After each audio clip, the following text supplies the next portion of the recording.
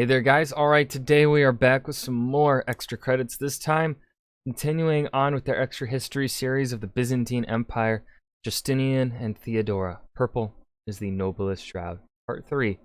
Before we dive in, make sure you go and check out the links in the description box below. I would love it if you join the Discord. Now, not going to waste any more time here at the beginning. Let's just dive right back into Justinian and Theodora. Bum, bum, bum, bum, bum. Ba-da-da-bum.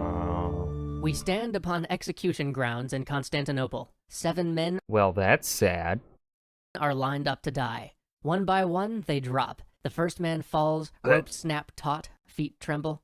The second man falls, then the third, the fourth, and the fifth. Then the final 2 drop. There's a deafening crack, a retort that rings throughout the courtyard. Then silence, and then frantic action. 2 men are on the ground, gasping, grabbing their necks. The echoes of the sound, a sound not of bones breaking but of ropes snapping, still bounce from the stone.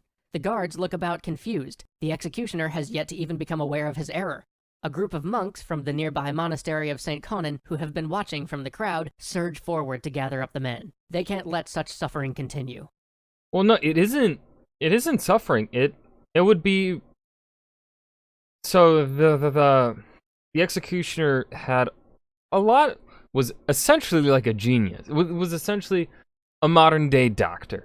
Especially the medieval.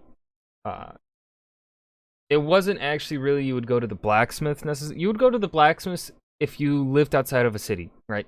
If you lived within the city, you would go to the executioner largely for your medical needs, because one, they were also strong like a blacksmith because they swing a big ass executioner sword, right?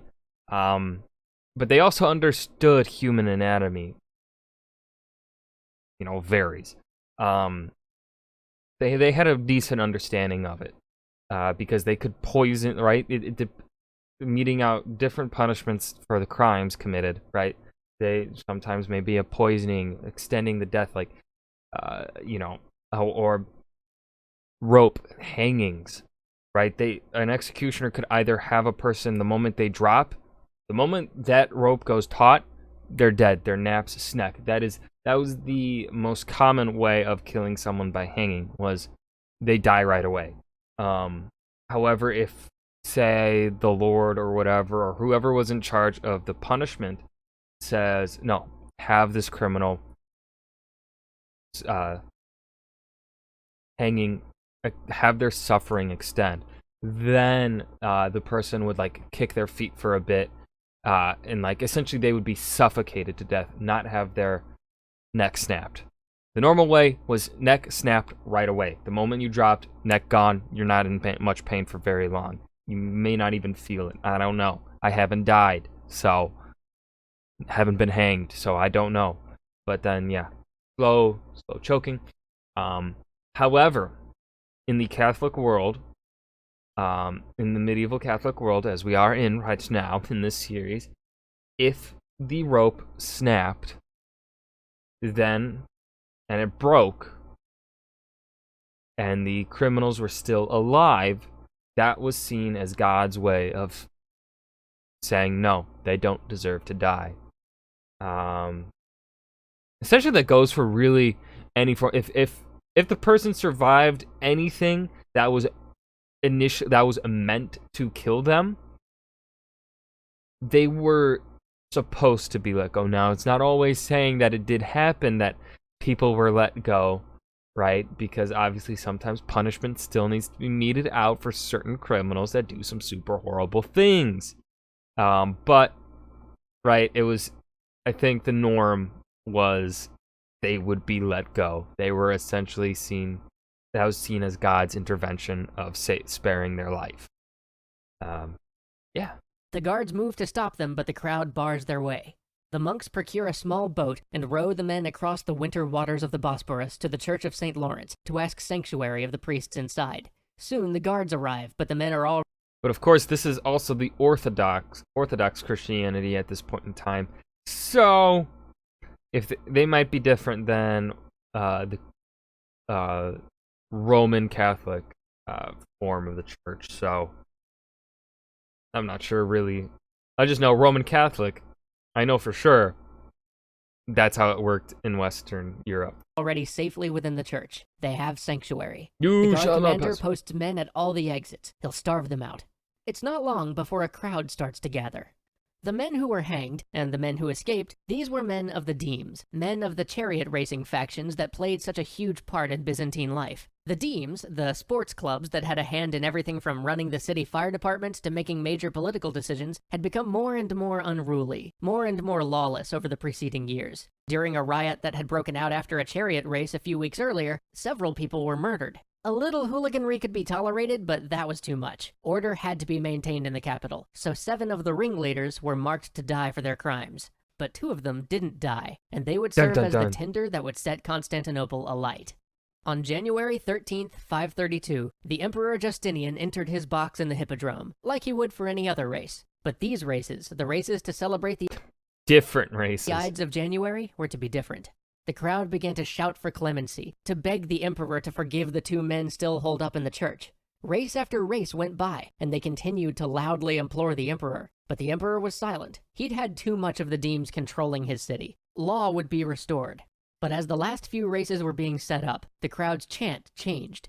They began to chant, "Long live the merciful blues and greens." "Long live the merciful blues and greens," because, as fortune dictated, of the men hiding in the church, the ones who'd escaped, one was from each of the Demes. Huh. Then, suddenly, someone shouted, "Nika!"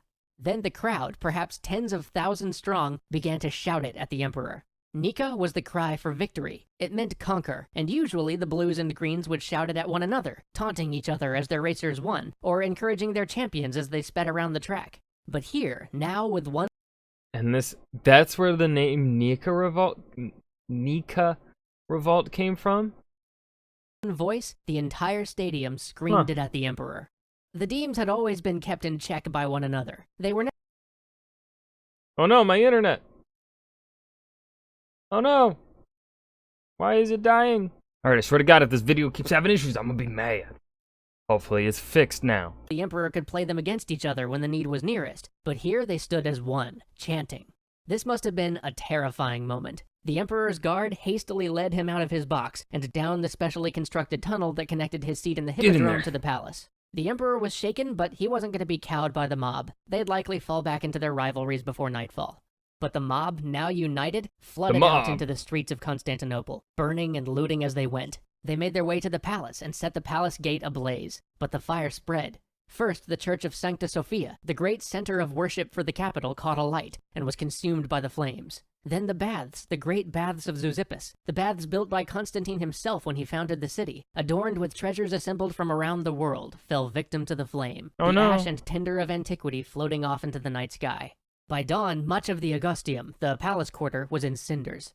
But when the city woke, it wasn't the stunned and subdued city Justinian had hoped for. For 5 more days, the riot burned through the city. The palace was under siege, the prison was razed to the ground, and its prisoners loosed. And through all this, fire spread through every quarter, burnt its way through the wood and timber, leaping from house to house as the riot raged around it. And the riot itself was a servant of the fire, keeping those who would try to stay it, those who were part of the bucket brigades or part of the civic corps, fighting in the streets while the city burned.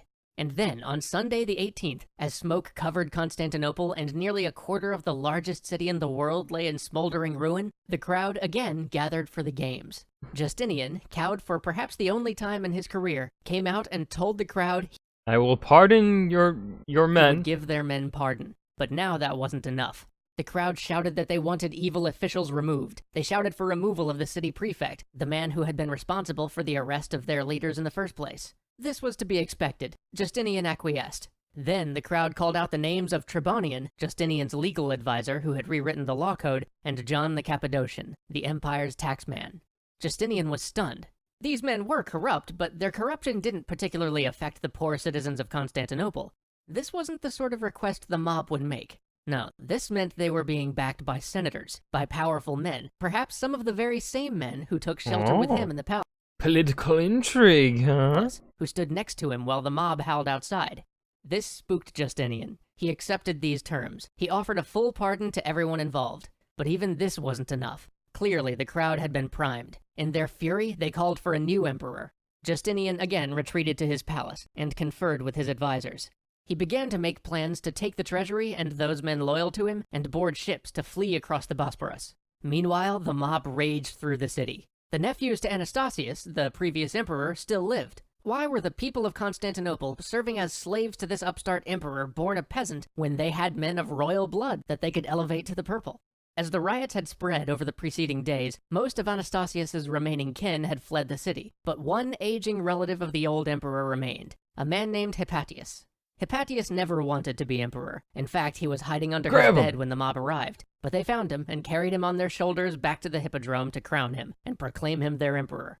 But as this was happening, Theodora, Empress of Rome, looked at the trembling men around her, counseling her husband to flee, and said, "Whether or not a woman should give an example of courage to men is neither here nor there. At a moment of desperate danger, one must do what one can. I think that flight, even if it brings us to safety, is not in our interest. Every man born to see the light of day must die, but that one who has been emperor should become an exile I cannot bear. May I never be without the purple I wear, nor live to see the day when men do not call me your majesty. If you wish safety, my lord, that is an easy matter. We are rich, and there is the sea, and yonder our ships. But consider whether if you reach safety, you may not desire to exchange that safety for death.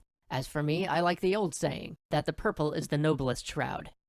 There was a silence in the hall, and what is the historicalness of this speech by Theodore? How plausible is it? shame. Then Justinian said, "Get me Belisarius, Mundus, and Narses." While the palace guards had not been enough to quell the riots, as luck would have it, Belisarius, Justinian's greatest I love the fucking wristwatch, or the wrist, sundial. general, happened to be in the city waiting to be reassigned, and Mundus, the great Germanic general who had long defended the empire's northern frontier, was also passing through the city on his way to take up Belisarius's old post. Neither of them had their armies with them, but they did have their personal legions. At Justinian's command, they gathered their men. The last man Justinian gathered, Narses, was a deceptively frail man, a thin Armenian eunuch serving in the palace. Justinian trusted Narses. Narses was his master of the treasury, and as a eunuch, Narses could never become emperor, so Justinian could ask Narses to do the very thing that had allowed his family to usurp the throne in the first place. Take a big bag of money, slip out of the palace, and bribe those opposing him. Narses made his way to the Hippodrome, unnoticed, quietly following the stair that took him to the box where the leaders of the Blues stood as the crowd shouted and cheered for Hippatius. Narses reminded them that Justinian favored the Blues, and you know that Hippatius guy's a green, right? Before putting a small stack of gold in each of their hands. Soon after, members of the Blues started to silently disperse. But the Hippodrome was still filled with tens of thousands of Blues and Greens milling about the arena floor. Belisarius planned a commando raid to snatch Hippatius and flee, but he found the way blocked, so the order was given. Belisarius and his men entered from the east, while Mundus entered from the west.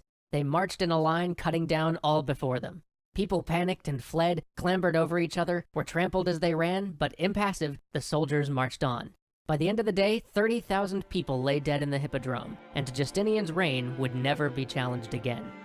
Join us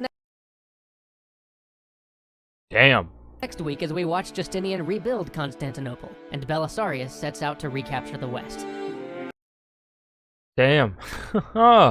Alright, that was the Byzantine Empire Part 3. Justinian and Theodora. Purple is the noblest shroud.